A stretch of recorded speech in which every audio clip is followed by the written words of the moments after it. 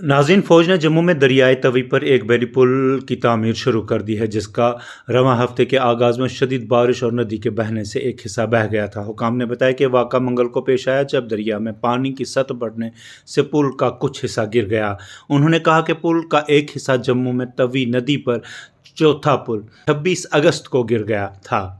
सतवारी चौक और Asia crossing के दरमियान एक तरफा ट्रैफिक खुला है। उनका कहना है कि ये पुल अहम राब्ता बहाल करेगा और सैलाब से मुतासरा इलाकों में नकलो हरकत में सहूलत फराहम करेगा।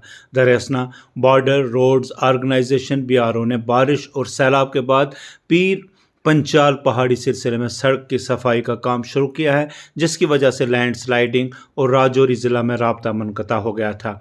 महकमा मौसमियात IMD ने जम्मू कश्मीर के कई हिस्सों के लिए मौसमी अलर्ट जारी किया है।